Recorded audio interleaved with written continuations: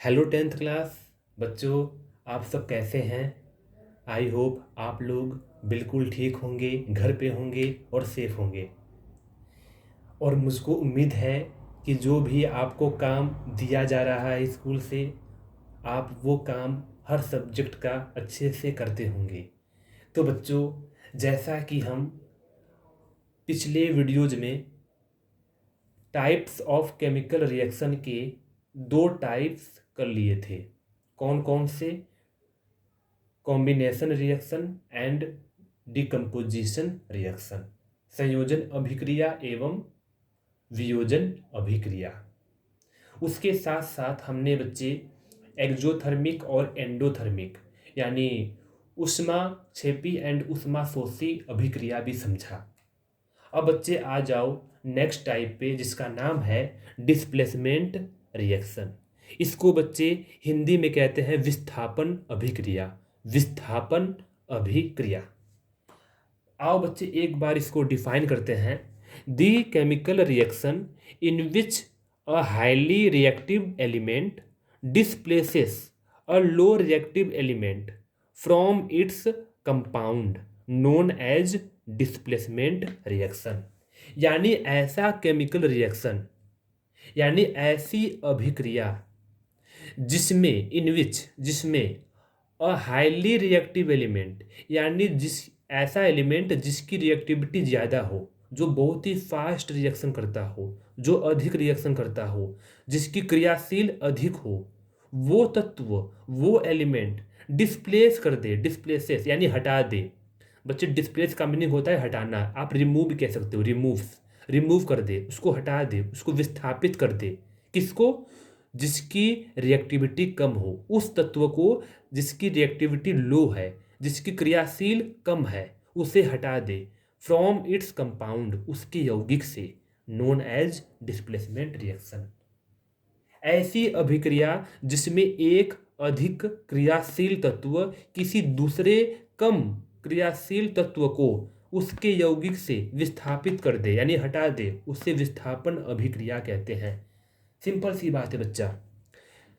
मैंने आपको कल रिएक्टिविटी सीरीज, जिसको हम एक्टिविटी सीरीज भी कहते हैं, एक्टिविटी सीरीज यानी सक्रिय श्रेणी करवाया था। उसके लिए मैंने आपको ट्रिक्स भी समझाया कि ट्रिक्स से आप किस प्रकार याद करोगे, वही बाबा केदारनाथ का माली जो भी था। तो बच्चे वो क्या था? वो रिएक्टिविटी सीरीज थी कि किस एलिमेंट की कितनी रिएक्टिविटी होती है, कौन एलिमेंट कितना एक्टिव होता है, कौन सा तत्व कितना ज़्यादा क्रियाशील है, कितना ज़्यादा सक्रिय है। तो बच्चे सिंपल सी बात है, जो स्ट्रोंग होगा वो वीक वाले को हटा देगा और खुद आके वहाँ पे बैठ जाएगा। सिंपल याद करने के लिए ये एक तरीका है, ऐसे नहीं लिखोगे आप, ऐसे बस समझने के लिए है कि जो बलवान राजा होता है वो कमज़ोर राजा को वहाँ से हरा के उसको बाहर निकाल देगा और उस राजगद्दी पे खुद बैठ जाएगा, समझने के लिए है। तो बच्चे जिसकी क्रियाशीलता ज़्यादा होगी वो कम क्रियाशील वाले तत्व को हटा देगा और उस यौगिक में, उस कंपाउंड में खुद आकर बैठ जाएगा। पक्का आ गया समझ में बच्चे? अब सुनो, एग्जाम्पल पे आ जाओ। एग्जाम्पल जैसे है, हमने क्या लिया बच्चे? आयरन। क्या लिया? आयरन, जो कि एलिमेंट है, सॉलिड है। आयरन Fe, लोहा, प्लस कॉपर सल्फेट। बच्चे कॉपर सल्फेट का सल्यूशन लिया, मीनिंग कॉपर सल्फेट को वाटर के अंदर डिजोल्व करके उसका विलयन, एक सॉल्यूशन बनाया। ये क्या है? एक कंपाउंड है, यौगिक है। इस यौगिक का सॉल्यूशन बना दिया हमने, विलयन बना दिया पानी के अंदर। जैसे ही हम इस लोहे को, जैसे ही हम इस आयरन को इस सॉल्यूशन के अंदर डालेंगे तो क्या होगा? अब तुम बताओ बच्चे, आप जाओ उस श्रेणी में, उस एक्टिविटी सीरीज में जो मैंने कल आपको समझाया था, उसमें देखो आयरन ऊपर है या कॉपर ऊपर है। मैंने आपको ये भी बोला था, जो जितना ऊपर होगा उसकी एक्टिविटी, उसकी रिएक्टिविटी, उसकी सक्रियता, उसकी क्रियाशीलता उतना ही ज़्यादा होगी। तो बच्चे आप चेक करना, यह आपका काम है। आप जाना देखना उस ग्रुप में, उस लिस्ट में जो आयरन है वो बच्चे ऊपर है और कॉपर जो है इसके मुकाबले नीचे है। यानी ये जो आयरन है वो कॉपर से हाईली रिएक्टिव है। तो बच्चे ये जो आयरन है वो कॉपर को हटा देगा। देखो कॉपर हट गया, कॉपर अकेला हो गया, दूर हो गया, इसकी राजगद्दी छिन गई। तो राजगद्दी पे कौन बैठ गया, सल्फेट की जगह पे सल्फेट के साथ कौन आ गया, Fe आ गया, यानी आयरन आ गया। अब ये क्या बन गया, फेरस सल्फेट। यहाँ पे लिखना, आप, मैंने लिखा नहीं है, आप यहाँ पे लिखना फेरस सल्फेट या आयरन सल्फेट, एक ही बात है। आयरन सल्फेट लिखो चाहे फेरस सल्फेट लिखो, फेरस सल्फेट। पहले क्या था ये, कॉपर सल्फेट। ठीक है बच्चे। ऐसे ही लेड, लेड क्या है, एक एलिमेंट है, सॉलिड है। लेड की रिएक्टिविटी कॉपर एलिमेंट से ज़्यादा होती है, आप जाके चेक करो, ज़्यादा होती है। तो बच्चे पहले CuCl2 था, अब क्या बन जाएगा, PbCl2, यानी लेड क्लोराइड। ये क्या था, कॉपर क्लोराइड, अब क्या बन जाएगा, लेड क्लोराइड। और जो कॉपर है बच्चे लो रिएक्टिव है, इसको रिमूव कर दिया जाएगा, इसको विस्थापित कर दिया जाएगा, किसके द्वारा, लेड के द्वारा। तो देखो यहाँ पे विस्थापित हो गया, अलग हो गया कॉपर, अब ये अलग हो जाएगा। मेरी बात समझे। एक बात और मैं आपको वैसे समझा रहा हूँ, ये मत सोचना कि कॉपर निकल गया बस यहाँ पे आके ये बैठ जाएगा ऐसे ही जैसे ये है, नहीं बच्चे। ये हालांकि यहाँ पे तो वैसे ही आपको दिख रहा है, लेकिन आपको वैलेंसी भी चेक करना है, क्या पता कंपाउंड बिल्कुल सेम इसकी तरह ना बने। जैसे मैं आपको समझा रहा हूँ एग्जाम्पल से, मैं इसको एक बार बच्चे मिटा रहा हूँ, ठीक है। तो मेरा मतलब ये है, देखो मैं ये कह रहा हूँ, जैसे आपने आयरन और कॉपर सल्फेट लिया और यहाँ से आपको ये लगा पता कि फेरस सल्फेट बनेगा, क्योंकि ये हाईली रिएक्टिव है, ये कॉपर को हटा देगा। Cu, कॉपर को हम लिखते हैं Cu। मैं ये कह रहा हूँ, आप अपने मन में ये मत सोचो कि बस ये इसकी जगह पे आया और ये हट गया, बिल्कुल ऐसा ही होता है, लेकिन वैलेंसी भी ध्यान देना है। जैसे बच्चे Fe है, आयरन है, और यहाँ पे क्या है, सल्फेट है, SO4। आपको पता है अब ये दोनों मिलेंगे आपस में, क्योंकि कॉपर हट चुका। तो बच्चे इसकी वैलेंसी क्या होती है, 2 होती है। देखो आयरन की वैलेंसी 2 भी है, 3 भी है। हम आयरन की वैलेंसी 3 कब लेते हैं, जब ऑक्सीजन के साथ रिएक्शन हो, मतलब 10th क्लास के हिसाब से। वैसे तो +1 +2 में आप ये देखोगे इसके कई ऑक्सीडेशन स्टेट होते हैं। खैर हम नॉर्मली 2 लेंगे आयरन के लिए बच्चे। तो आयरन की वैलेंसी 2 है, और सल्फेट की वैलेंसी, ये आयन है, इसके ऊपर जो चार्ज होगा वही इसकी वैलेंसी होती है, 2 माइनस का चार्ज होता है, मैंने बता रखा है। तो बच्चे 2 हो गया, 2 से 2 कट गया, 1 1। इसकी क्रॉस मल्टीप्लाई कर दो, क्या बनेगा, FeSO4। हालांकि सिंपल है ये, आपको FeSO4 दिख रहा है, लेकिन जरूरी नहीं है कि सबके साथ ऐसा ही होगा, किसी किसी के साथ क्या पता वैलेंसी के हिसाब से कुछ अलग कंपाउंड बन जाए। खैर बच्चे मैंने आपको 2 एग्जाम्पल दिए, 2 एग्जाम्पल इनफ है, एक लेड वाला, एक आयरन वाला। बच्चे एक एग्जाम्पल और लिख लो आप चाहो तो, एक एग्जाम्पल और है, जिंक प्लस कॉपर सल्फेट। तो आप देखना उस लिस्ट में जो जिंक है वो भी ऊपर है कॉपर से, उस रिएक्टिविटी सीरीज में, उस सक्रियता श्रेणी में। तो यहाँ पे सेम कहानी होगी, जिंक की भी वैलेंसी 2 होती है, जिंक की भी वैलेंसी 2 होती है, इसकी SO4 की भी वैलेंसी 2 होती है। कॉपर यहाँ से हट जाएगा, क्या बनेगा, zinc sulphate plus SO4 sorry plus Cu। अच्छा तो एक एग्जांपल मैं आपको और दे रहा हूँ ताकि आपको समझ में आ जाए कि मैं वैलेंसी वाली बात क्यों कह रहा हूँ। रुको, हम बच्चे इस प्रकार आपको ऐसे समझाऊंगा, जैसे जिंक प्लस AgCl। बच्चे AgCl का सोल्यूशन है सिल्वर क्लोराइड, सिल्वर क्लोराइड। ये क्या बच्चे, जिंक। मैंने AgCl क्यों लिखा है, बच्चे कह रहे होंगे सर आपने पिछली बार लिखा था CuCl2, यहाँ पे AgCl क्यों लिखा है। तो बच्चे आप बताओ, सिल्वर की वैलेंसी क्या होती है, 1, और क्लोरीन की वैलेंसी 1, 1 से 1 गिर गया, इसके बच्चे क्रॉस मल्टीप्लाई करो, क्या बनेगा, AgCl बनेगा। तो मैंने AgCl लिख दिया, ये क्या है, सिल्वर क्लोराइड का सोल्यूशन है। अब जिंक बच्चा जो है वो सिल्वर से हाईली रिएक्टिव होता है, आप लिस्ट में चेक करो, क्योंकि सिल्वर वैसे भी सबसे कम होता है, बहुत नीचे होता है, जस्ट गोल्ड के ऊपर होगा। तो जिंक तो बहुत ही हाईली रिएक्टिव है, इसको हटा देगा। अब बच्चे कहेंगे सर ये बनेगा जिंक क्लोराइड ZnCl, अब प्लस Ag बाहर हो जाएगा। तो बच्चे ध्यान देना, ये बिल्कुल गलत होगा। ये मैं यही समझा रहा हूँ कि ये मत सोचो कि बस ये बाहर गया और ये आके यहाँ पे बैठ गया, बैठेगा बिल्कुल बैठेगा, लेकिन इस प्रकार नहीं जिस प्रकार तुम सोच रहे हो। ये बताओ जिंक की वैलेंसी क्या होती है? 2 होती है। और जिसके साथ बैठेगा, किसके साथ बैठेगा? जिंक, इस क्लोरीन के साथ बैठेगा, तो क्लोरीन की वैलेंसी क्या है बच्चे? 1 होती है। तो देखो क्या बनेगा? Zinc chloride ZnCl2। तो जिंक क्लोराइड का मतलब ZnCl नहीं होता, ZnCl2 होता है। अब जाके ये आपका सही होगा। तो मेरा मतलब बस ये है कि आपको वैलेंसी भी चेक करना है। खैर बच्चे, ये तो हमारा कंप्लीट हो चुका है। डिस्प्लेसमेंट रिएक्शन हमने अच्छे से कंप्लीट कर लिया। बस एक छोटी सी बात आपको समझाना है। जैसे मैंने आपको समझाया था अभी कि जो Fe है और कॉपर सल्फेट है CuSO4, यहाँ पे बच्चे फेरस सल्फेट प्लस कॉपर बनता है। कॉपर अलग हो जाएगा और फेरस सल्फेट का सोल्यूशन बन जाएगा। यहाँ पे एक कंसेप्ट की बात है। यहाँ से क्वेश्चन इस प्रकार पूछेगा, जैसे मैं बताऊंगा आपको। बच्चे जो कॉपर सल्फेट है ना, ये होता है ब्लू रंग का, नीले रंग का। किस रंग का होता है? नीले रंग का।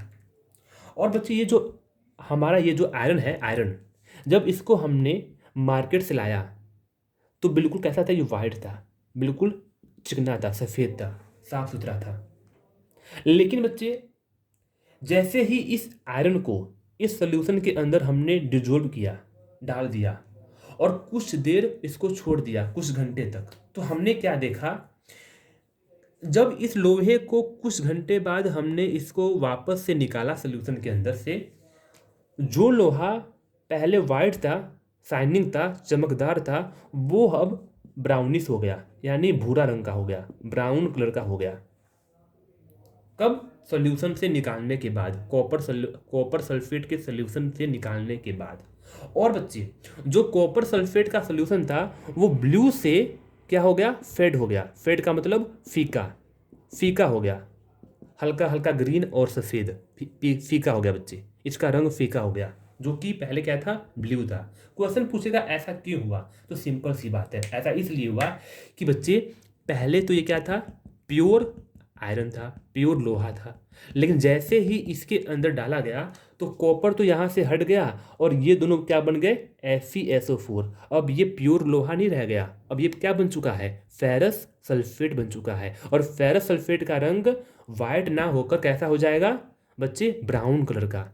यानी जो लोहे की कील है, यहाँ पे देखो बुक में साफ साफ दिखा हुआ है बच्चे, ये हमने क्या लिया? लोहे की कील लिया। इस लोहे की कील को रस्सी से बांधकर इस कॉपर सल्फेट के सोल्यूशन में डाल दिया। देखो लोहे की कील क्या है? बिल्कुल वाइट है, और जो सोल्यूशन है ब्लू कलर का है, नीले रंग का है। लेकिन जैसे ही उस कील को हमने बाहर निकाला और किसी दूसरे नए कील के साथ तुलना किया, तो ये तो बिल्कुल सफ़ेद है, लेकिन जो कील अंदर थी, सोल्यूशन के अंदर थी, वो कील बच्चे कैसी हो गई? ब्राउन कलर की, भूरे रंग की हो गई। क्यों? क्योंकि इसके ऊपर अब सल्फेट आ चुका है, FeSO4। अब ये प्योर लोहा नहीं रहा है, अब ये फेरस सल्फेट बन चुका है, इसलिए कैसा हो गया? ये ब्राउन हो गया। एक बात और, जो हमारा बच्चे सोल्यूशन था वो ब्लू था, लेकिन अब कैसा हो गया? फेड, फीका हो गया। क्यों फीका हो गया? पहले ब्लू इसलिए था क्योंकि पहले ये कॉपर था, कॉपर सल्फेट। यहाँ पे सल्फेट के साथ कौन था? कॉपर। कॉपर के रहने की वजह से ये कैसा था? ये बच्चे ब्लू था। लेकिन अब ये कॉपर हट चुका है, यहाँ पे कौन आ गया है? फेरस, यानी आयरन आ चुका है, फेरस सल्फेट। तो कैसा हो जाएगा? फीका हो जाएगा। तो आपसे क्वेश्चन देखो पूछा हुआ है, यहाँ पे ऐसे क्वेश्चन पूछेगा। देखो क्वेश्चन आपसे कैसे पूछेगा? Why does the iron nail become brownish in colour and the blue colour of copper sulphate solution fade? इसका मीनिंग है कि जो लोहे का रंग है वो भूरे रंग का क्यों हो गया, और जो नीले रंग का सोल्यूशन है, विलयन, वो फीका क्यों हो गया? तो बच्चे आप इसको कहोगे कि इन दिस रिएक्शन, इस रिएक्शन में आयरन हैज डिस्प्लेस या remove an other element copper. वो कॉपर को डिस्प्लेस कर देगा, हटा देगा, विस्थापित कर देगा।